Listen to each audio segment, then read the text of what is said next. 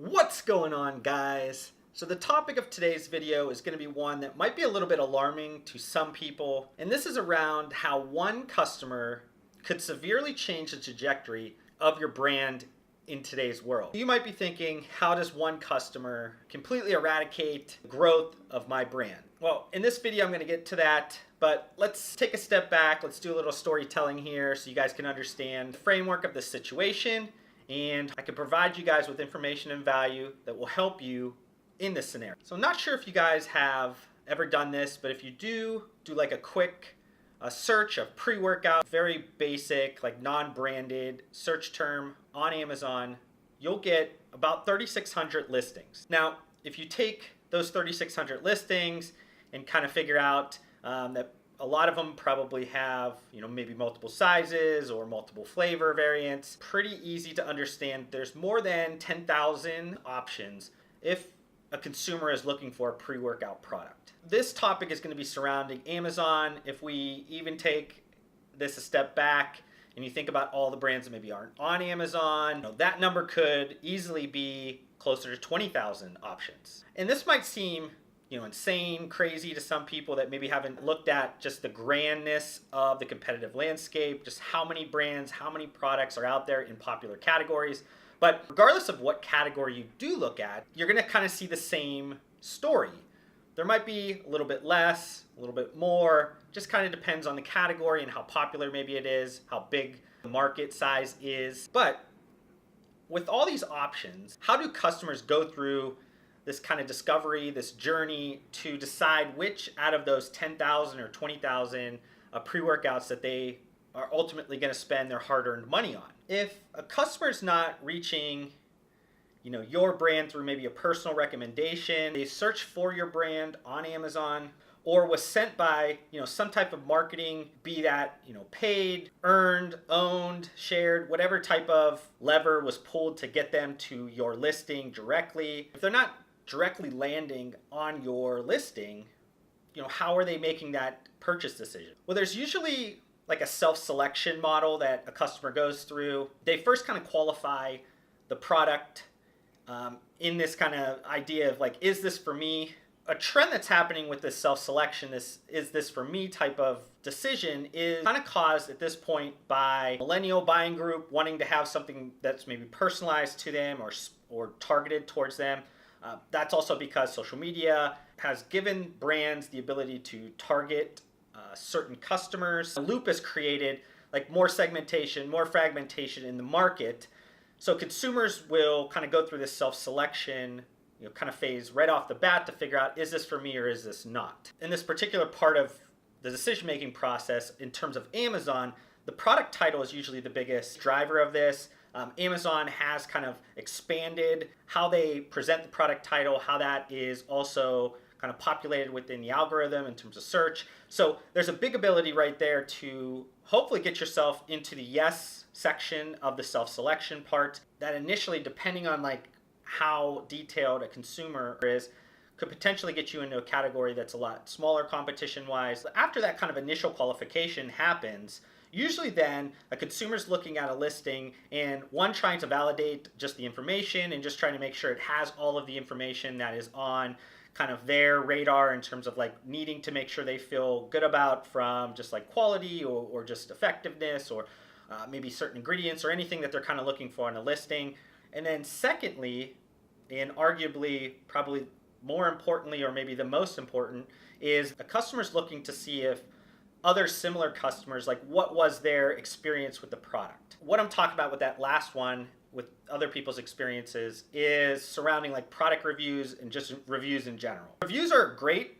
If we think about the core of a review, reviews give us the opportunities to make better decisions in our purchasing habits. Me specifically, I do a lot of business travel, and if it wasn't for reviews on maybe like a hotels.com or reviews on Yelp with restaurants, like I wouldn't know where to stay and I wouldn't know where to eat at. But on the flip side, all of that kind of enhancement in terms of our purchasing behavior and maybe giving us some more information also has created kind of this follower mentality. You guys maybe have heard that term being thrown around. That follower mentality can be either really good for brands or, on the flip side, very bad for brands. This is kind of the area of the video that I was mentioning at the beginning about how one customer could quite honestly change the growth trajectory of your business now within kind of nutritional supplements, sports nutrition, whatever you want to call it. I think most analysts call it the vitamins, minerals, and supplements subsection.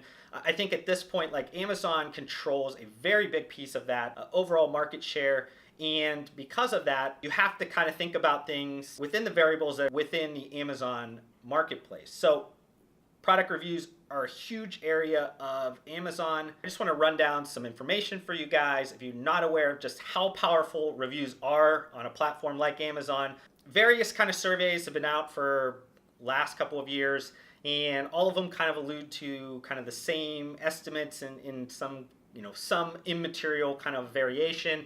They're saying around 90% of customers read reviews, around 90% of customers factor in reviews when they're making a decision, because like reviews in the eyes of a consumer, it builds trust with sometimes a brand or a company that they've never heard of before. With millennials, younger people kind of leaning towards discoverability and wanting to find something that's maybe personalized to them and maybe new and exciting that could fit into their lives. That first initial kind of review trust building process is extremely important. And you've seen this from like kind of the long tail growth of brands, these small emerging brands that are gaining a lot of steam very quickly, really hurting a lot of the legacy brands. Reviews are extremely important for small brands, any size brands, quite honestly, but small brands and medium-sized brands, up to the $100 million range. It's extremely important to understand just how powerful reviews are within buyer behavior today. Another kind of fact is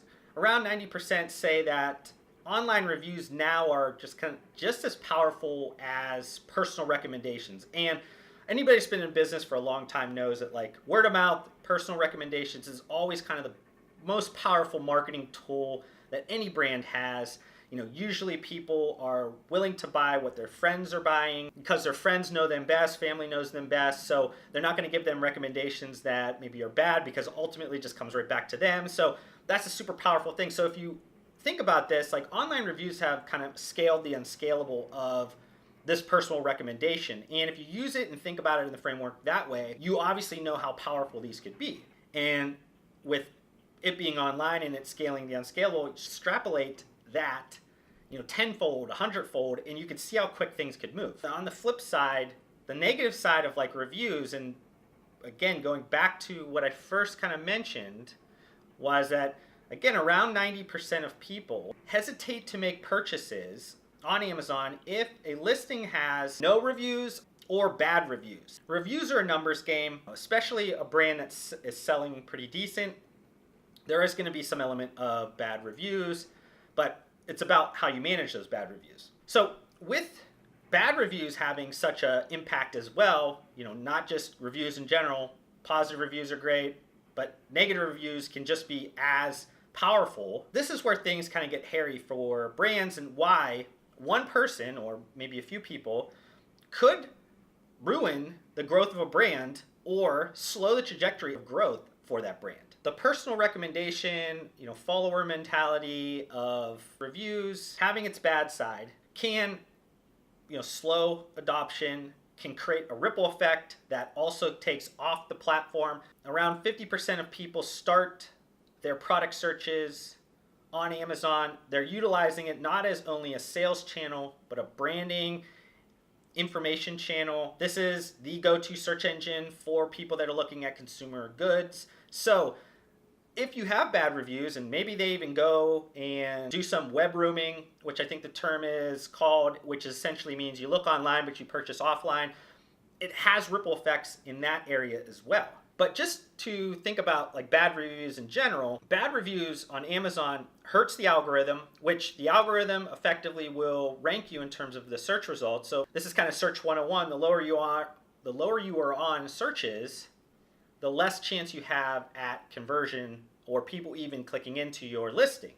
So that's just kind of one right off the bat. Statistics have shown that product listings that have over a 4.0 rating typically outperforms listings that have a 3 or even a 3.5 star rating on Amazon. And you can see that by even Amazon launching a store called Amazon 4-Star, which I talked about in a previous video when it first got announced and launched. Products that do have over a 4.0 star rating out of 5 tend to outperform other listings. Outside of just the top line look at reviews, there are some other elements that will help or hurt you with the reviews that are on the listing. One of it being the most popular reviews.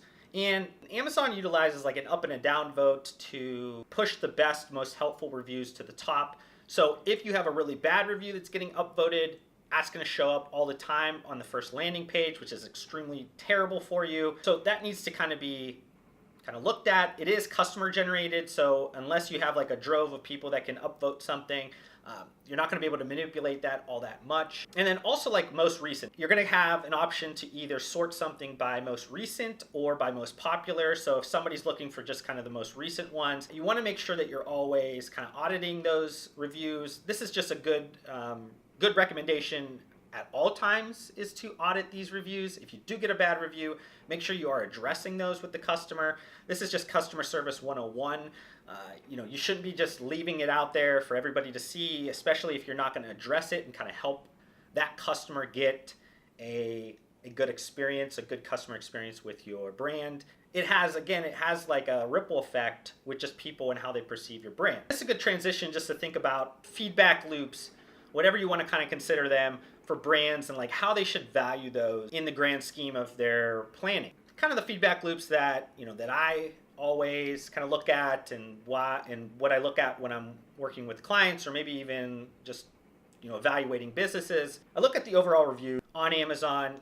Always good to just kind of look at the overall landscape of those, but drilling down to them and just kind of, like I said, how maybe even the brand kind of responds to some of those things. You want to understand how the brand is just receiving reviews, understands that the importance of reviews. Another side of digital feedback loops is kind of social listening, not only just like vanity metrics on their social media accounts, but looking at the tags that relate to the brand, how people are talking about it when they're not necessarily adding a brand. What are like overall mentions, maybe some of the messages that go back and forth, some of the questions that are getting asked on an Amazon. All of these feedback loops in general provide an immense amount of value and information for your brand. I've heard from some entrepreneurs, especially entrepreneurs that have been in the game for a while, they're kind of heartburn with millennials thinking they are super entitled to offer their opinion. They think their opinion is just as important as the owner of the company,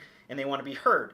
Well, that could be viewed as a negative thing, but in my eyes, it's extremely positive thing. If somebody's willing to go out and explain to you something about your brand, they're probably a passionate customer. They also are just offering up some really useful market information, especially if they purchase the product. A purchasing customer is the most important opinion out there. So taking all this information, taking all this feedback loop that you're getting and using it to adjust, pivot, know where to put gasoline on the fire, where to pull back, where to cut things. This is the information that is creating winners and losers in the market today. So reviews are probably one of the most important things in today's brand building process. So I think I'll end this video here, guys. Hopefully you guys got some value, got some information, learned some things about this topic. If you guys did enjoy this video, I would love if you guys hit the thumbs up button. It's just right down below, just takes a few seconds. This helps me understand you guys enjoyed the video. It also helps YouTube understand that you guys enjoyed it, got some value.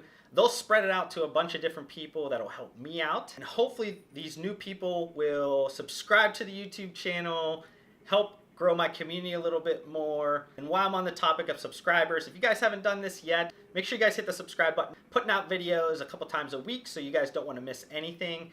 But just want to thank you guys one last time for spending some time with me. Hopefully you guys got some value in return for the time you gave me. And I'll see you guys in the next video.